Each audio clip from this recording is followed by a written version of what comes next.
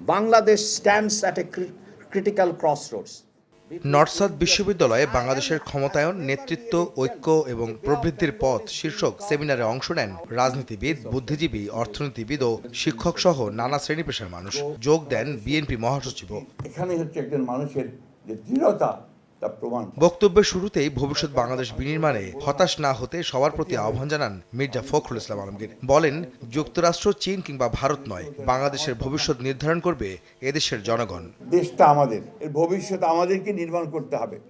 ওই আমেরিকা থেকে এসে ট্রাম্পও তৈরি করে দেবে না, বা আপনার চীন থেকে শি এসেও এটা করে দেবে না, অথবা ভারত থেকে মোদিও আমাদের ধাক্কা দিয়ে কিছু করতে পারবে না।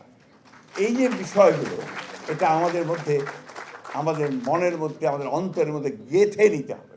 এ সময় জুলাই অভ্যুত্থানের মতো ঐক্যবদ্ধ থেকে সবাইকে দেশ গড়ার দায়িত্ব নেওয়ার আহ্বান জানান বিএনপি মহাসচিব। এত যে রক্ত ঝরলো, এত যে মায়ের বুক খালি হলো, তার পরিণতি কি হবে শেষ পর্যন্ত?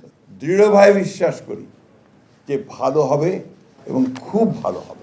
এদিকে গুলশানে বিএনপি চেয়ারপারসনের কার্যালয়ে 12 দলীয় জোটের নেতাদের সঙ্গে বৈঠক শেষে বিএনপির লিয়াজো কমিটির প্রধান নজরুল ইসলাম খান জানান, ডিসেম্বরের মধ্যে নির্বাচনের বিষয়ে একমত তারা। ডিসেম্বর মাসের মধ্যে নির্বাচন যাতে অনুষ্ঠিত হতে পারে, এই সদিচ্ছা পুনর্ব্যক্ত করে নির্বাচন অনুষ্ঠিত করুক, এটাই আমাদের দাবি। এই সরকার যারা আছে এখন, তারা তো আমরাই এই সরকারকে বসিয়েছি এই প্রত্যাশায় যে দেশে গণতন্ত্র পুনঃপ্রতিষ্ঠায় তারা ভূমিকা পালন করবেন, তারা জন আকাঙ্ক্ষা অনুযায়ী কাজ করবেন বলে আমরা আশা করি।